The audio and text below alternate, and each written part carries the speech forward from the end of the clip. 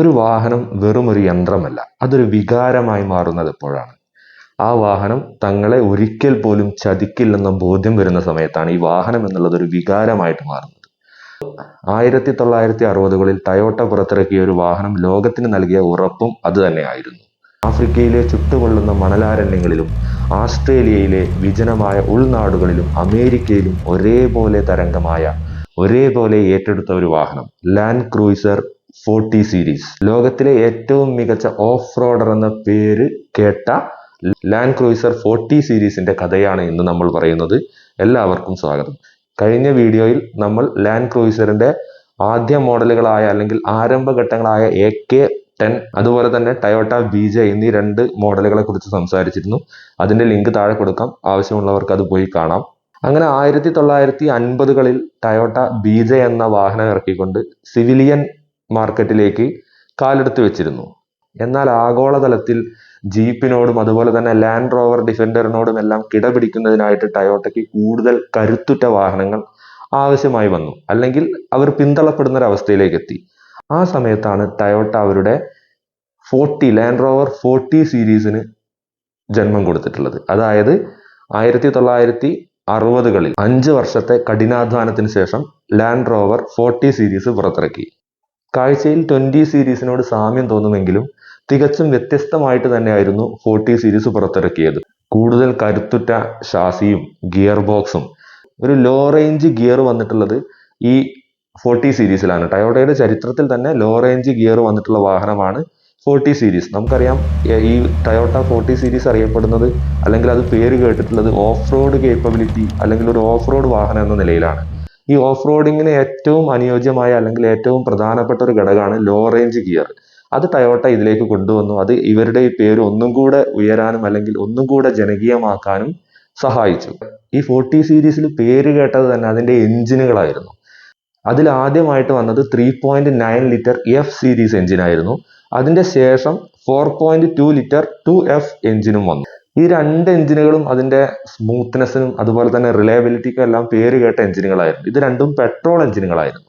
അങ്ങനെ 1970 ആയ സമയത്ത് ടയോട്ട ലാൻഡ് റോവർ 40 സീരീസിലേക്ക് അവരുടെ ഡീസൽ എഞ്ചിനെ കൂടെ അവതരിപ്പിച്ചു. ഈ എല്ലാ എഞ്ചിനുകളുടെയും പ്രത്യേകത എന്ന് പറഞ്ഞു കഴിഞ്ഞാൽ, ഇതെല്ലാം കൃത്യമായ സർവീസ് നൽകി കഴിഞ്ഞാൽ ലക്ഷക്കണക്കിന് കിലോമീറ്റർ യാതൊരു വിധത്തിലുള്ള തലവേദനയും ഇല്ലാതെ ഈ വാഹനങ്ങൾ അങ്ങനെ ഓടിക്കൊള്ളും. അതായിരുന്നു ഇതിന്റെ പ്രത്യേകത. അതുകൊണ്ട് തന്നെയാണ് ആഫ്രിക്കൻ രാജ്യങ്ങളിലും ആസ്ട്രേലിയയിലും എല്ലാം ലാൻഡ് ക്രൂയിസർ ഇത്രത്തോളം പ്രിയപ്പെട്ട വാഹനമായി മാറിയത്. ഇതിന്റെ ഒരു കാര്യം നോക്കുന്ന സമയത്ത് ഇതിന്റെ മെക്കാനിക്കൽ സൈഡ് നമുക്ക് നോക്കാം. കാരണം ഈ വാഹനത്തിലുള്ള മെക്കാനിക്കൽ ഭാഗങ്ങളെല്ലാം വളരെ കോംപ്ലിക്കേറ്റഡ് അല്ല, എല്ലാം സിമ്പിൾ ആണ്. നമ്മൾ പറഞ്ഞു റിലയബിൾ ആണ്, നല്ല കരുത്തുറ്റതാണ്, എന്നാൽ പോലും ഇതിന്റെ മെക്കാനിക്കൽ ആയിട്ടുള്ള വശങ്ങൾ വളരെ സിമ്പിൾ ആണ്. അതുകൊണ്ട് തന്നെ ഈ വാഹനം ഒരു വർക്ക്ഷോപ്പ്, ഒരു ചെറിയ കംപ്ലൈന്റ് എന്തെങ്കിലും വന്നു കഴിഞ്ഞാൽ ഏത് വർക്ക്ഷോപ്പിൽ പോയി കഴിഞ്ഞാലും അവിടെയുള്ള മെക്കാനിക്കിന് നന്നാക്കാവുന്ന തരത്തിലാണ് വാഹനം ഡിസൈൻ ചെയ്തിട്ടുള്ളത്. അതുകൊണ്ട് തന്നെ ആളുകൾക്ക് വിശ്വാസ്യത വർദ്ധിക്കും. ആ കാലഘട്ടത്തിലുള്ള ഒരു പഴഞ്ചൊല്ല് പറയാറുണ്ട്, നിങ്ങൾക്ക് കാട്ടിലേക്ക് പോകണമെന്നുണ്ടെങ്കിൽ ഏത് വാഹനം എടുത്തും നിങ്ങൾക്ക് കാട്ടിലേക്ക് പോകാം, പക്ഷെ തിരിച്ചു വരണമെന്നുണ്ടെങ്കിൽ ഏറ്റവും നല്ലത് ഒരു ലാൻഡ് ക്രൂയിസറുമായിട്ട് പോകുന്നതായിരിക്കുമെന്ന്. കാരണം അത്രത്തോളം ഈ വാഹനത്തിന്റെ ഒരു വിശ്വാസ്യത ആ കാലഘട്ടത്തിൽ ആളുകളുടെ അല്ലെങ്കിൽ ഉപയോക്താക്കളുടെ മനസ്സിലേക്ക് ആഴ്ന്നിറങ്ങിയിരുന്നു എന്ന് വേണം നമ്മൾ മനസ്സിലാക്കാൻ. അങ്ങനെ 1960കളിൽ അമേരിക്കയിൽ ഏറ്റവും കൂടുതൽ വിറ്റഴിക്കപ്പെട്ട ടയോട്ടയുടെ ഒരു വാഹനമായി നമ്മളുടെ ലാൻഡ് ക്രൂയിസർ 40 സീരീസ് മാറി. അമേരിക്കക്കാർക്ക് അതിന്റെ കരുത്തും അതിന്റെ ആ ഒരു ഡിസൈനും എല്ലാം വളരെയധികം ഇഷ്ടപ്പെട്ടു. അപ്പോൾ തന്നെയാണ് ബ്രസീലിൽ ടയോട്ട ഈ ലാൻഡ് ക്രൂയിസർ പുറത്തിറക്കുന്നതിന് വേണ്ടിയിട്ട് ഒരു പ്രത്യേക പ്ലാന്റ് തന്നെ തുടങ്ങി. അതായത് ജപ്പാന് പുറമെ ടയോട്ട ആദ്യമായിട്ട് വാഹനം നിർമ്മിക്കുന്നതിനായിട്ട് ഒരു പ്ലാന്റ് തുടങ്ങിയിട്ടുള്ളത് ബ്രസീലിലാണ്. പക്ഷെ ബ്രസീലിൽ അവർ ഈ ലാൻഡ് ക്രൂയിസർ വാഹനത്തിന്റെ പേര് പറയുന്നത് ലാൻഡ് ക്രൂയിസർ എന്നല്ല, ബാൻഡെറാൻഡെ എന്നാണ് പറയുന്നത്. ബാൻഡെറാൻഡെ. ഈ ഓസ്ട്രേലിയയിലെ ഖനികളിലും ഫാമുകളിലെല്ലാം ഈ 40 സീരീസ് ഒരു ഒഴിച്ചുകൂടാനാവാത്ത ഭാഗമായി മാറി. അവിടെയുള്ള കഠിനമായ ചൂട്, പൊടിപടലങ്ങൾ, ഇതിനെല്ലാം അതിജീവിക്കാൻ ഈ ലാൻഡ് ക്രൂയിസറിനല്ലാതെ മറ്റൊരു വാഹനത്തിന് കഴിയില്ല എന്നുള്ളൊരവസ്ഥയിലേക്ക് എത്തി. കാരണം ലാൻഡ് ക്രൂയിസർ ആ ഒരു കാലാവസ്ഥയിലും യാതൊരു വിധത്തിലുള്ള പ്രശ്നങ്ങളും ഇല്ലാതെ ഓടിക്കൊണ്ടേയിരിക്കുകയാണ്. ആളുകളുടെ വിശ്വാസ്യത ഏതു തരത്തിലും ഈ വാഹനം കൈപ്പറ്റി എന്ന് വേണം പറയാൻ. ഇതിന്റെയൊക്കെ ഭാഗമായിട്ട് തന്നെ ടയോട്ടയുടെ ഏറ്റവും ലാഭകരമായ ഒരു വാഹനമായി ലാൻഡ് ക്രൂയിസർ മാറി. നമ്മൾ നേരത്തെ ആദ്യ ഭാഗത്തിൽ പറഞ്ഞൊരു കാര്യം കൂടെ അന്ന് അപ്പോൾ വിട്ടുപോയത് ഇപ്പോൾ പറയുകയാണ്. നമ്മുടെ ഈ AK10 എന്നുള്ള മോഡൽ ഉണ്ടല്ലോ, ആ ഫസ്റ്റ് മോഡൽ, ഈ AK10 എന്നുള്ള മോഡൽ ടയോട്ട ലാൻഡ് ക്രൂയിസറിന്റെ ഹെറിറ്റേജ് മ്യൂസിയത്തിലേക്ക് വേണ്ടിയിട്ട് ലഭിക്കാനായിട്ട് $10,000 വാഗ്ദാനം ചെയ്തിട്ടും അവർക്ക് ആ ഒരു വാഹനം പിന്നെ കിട്ടിയില്ല എന്നാണ് അറിയാൻ സാധിച്ചിട്ടുള്ളത്. കാരണം അത് അത്രയേ പ്രൊഡ്യൂസ് ചെയ്തിരുന്നുള്ളൂ. നമ്മൾ ആദ്യ വീഡിയോയിൽ പറഞ്ഞിരുന്നു അതിന്റെ കാരണം. അപ്പോൾ നമുക്ക് 40 സീരീസിലേക്ക് നോക്കുമ്പോൾ ആ കാലഘട്ടത്തിൽ ഇന്നത്തെ പോലത്തെ ലക്ഷറി ഫീച്ചേഴ്സ് ഒന്നും ഇല്ലായിരുന്നു. ഒരു ആഡംബരത്തിന് ടയോട്ട അന്നും ഒരു പ്രാമുഖ്യം നൽകിയിരുന്നില്ല. നമുക്ക് ഈ 40 സീരീസിന്റെ ഉള്ളിലേക്ക് നോക്കിക്കഴിഞ്ഞാൽ അവിടെ സീറ്റുകളും പിന്നെ മെറ്റൽ ഷീറ്റുകളും ആണ് കാണാൻ സാധിക്കുന്നത്. അതിന് പുറമേ ആയിട്ട് ആഡംബര വസ്തുക്കളൊന്നും കാണാൻ സാധിക്കുന്നില്ല.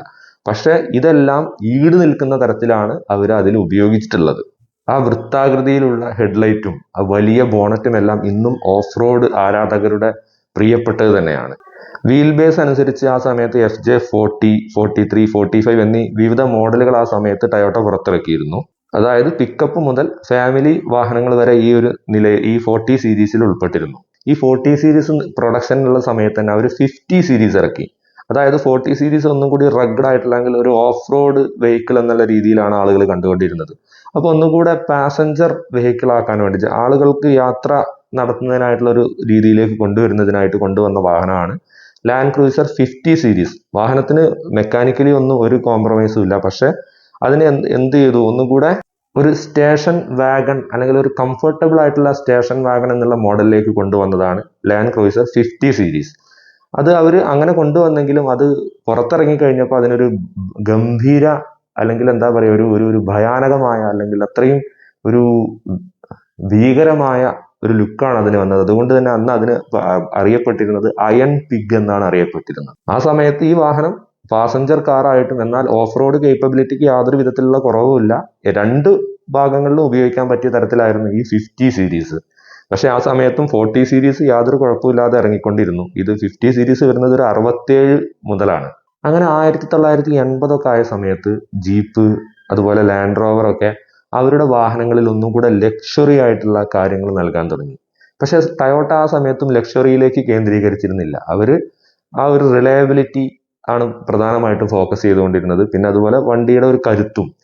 പക്ഷെ ഈ ലാൻഡ് റോവറും അതുപോലെ ജീപ്പും ഒക്കെ ഇതിലേക്ക് ഫോക്കസ് ചെയ്യുന്ന സമയത്ത് കോമ്പറ്റീഷൻ വളരെയധികം കൂടി വന്നു ടയോട്ടയ്ക്ക്. ആ സമയത്ത് ടയോട്ട അടുത്ത സീരീസ് ഇറക്കി. അതാണ് ലാൻഡ് ക്രൂയിസർ 60 സീരീസ്. ഒന്നും കൂടെ ലക്ഷൂറിയസ് ആയിട്ട് ഇറക്കിയിട്ടുള്ള സീരീസ് ആണ്. ലക്ഷറി എന്ന് പറയുമ്പോഴും നമ്മുടെ മാരകമായ ലക്ഷറി ഒന്നുമില്ല. ടയോട്ടയുടെ ഒരു ലക്ഷറി എല്ലാവർക്കും അറിയാലോ. അവരൊരു പരിധിയുടെ അപ്പുറത്തേക്ക് ഇപ്പോഴാണ് പിന്നെയും കൊടുക്കാൻ തുടങ്ങിയത്. അന്നൊന്നും ആ ഒരു പരിധിയുടെ അപ്പുറത്തേക്ക് കൊടുത്തില്ല. എന്നാലും അന്നത്തെ ഏറ്റവും മികച്ച ടയോട്ടയുടെ ഒരു ലക്ഷറി വാഹനമായിട്ട് ഇറക്കിയതാണ് ലാൻഡ് ക്രൂയിസർ 60 സീരീസ്. അങ്ങനെ ഈ ലാൻഡ് ക്രൂയിസർ 40 സീരീസിന്റെ പ്രൊഡക്ഷൻ എന്ന് പറഞ്ഞാൽ 1960 ആരംഭിച്ച് 1984 വരെ തുടർന്നു എന്നാണ്. അപ്പൊ എത്ര വർഷമായി? 24 വർഷം ലാൻഡ് ക്രൂയിസർ 40 സീരീസ് പ്രൊഡ്യൂസ് ചെയ്തു. അതിന്റെ ശേഷം ഈ വാഹനം നിർത്തി. അപ്പൊ നിർത്തി എന്ന് പറഞ്ഞാൽ അതോടുകൂടി ടയോട്ട ഈ പരിപാടി നിർത്തല്ല ചെയ്തത്. ടയോട്ട അത് നിർത്തിയിട്ടുള്ളത് അതിന്റെ ശേഷം 1984 മുതൽ ഇന്നെത്രയാണ് 2026 വർഷം എത്രയായി? 84, 94, 2004, 2014, 2024, 26, 42 വർഷം. ഈ 42 വർഷമായിട്ടും ഒരു മുടക്കവുമില്ലാതെ പ്രൊഡ്യൂസ് ചെയ്തുകൊണ്ടിരിക്കുന്ന ഒരു മോഡലാണ് 40 സീരീസ് നിർത്തിയിട്ട് അവർ പ്രൊഡക്ഷൻ ആരംഭിച്ചത്. അതാണ് 70 സീരീസ്. ഇന്നും ഓഫ് റോഡ് മേഖലയിൽ ഭരിച്ചുകൊണ്ടിരിക്കുന്ന ഒരു വാഹനമാണ് ലാൻഡ് ക്രൂയിസർ 70 സീരീസ്. 42 വർഷമായിട്ടൊരു വാഹനം പ്രൊഡക്ഷൻ നിർത്താതെ തുടർന്നു കൊണ്ടിരിക്കുന്നു എന്ന് പറയുമ്പോൾ തന്നെ നമുക്ക് അതിന്റെ ഒരു കേപ്പബിലിറ്റിയും അതിന്റെ ഒരു റിലയബിലിറ്റിയും ഒക്കെ നമുക്ക് മനസ്സിലാക്കാം. അപ്പൊ ഈ ലാൻഡ് ക്രൂയിസർ 70 സീരീസിന്റെ കഥ അല്ലെങ്കിൽ തുടർന്ന് വരുന്ന ലാൻഡ് ക്രൂയിസറിന്റെ ഭാഗങ്ങളെല്ലാം നമുക്ക് അടുത്ത അധ്യായത്തിൽ പറയാം. ഇന്നത്തെ അധ്യായം ഇവിടെ അവസാനിപ്പിക്കുകയാണ്. അപ്പോൾ നമുക്ക് അടുത്ത സീരീസിൽ ലാൻഡ് ക്രൂയിസറിന്റെ ബാക്കി കഥകളുമായിട്ട് കാണാം. അതുവരെ ഗുഡ് ബൈ.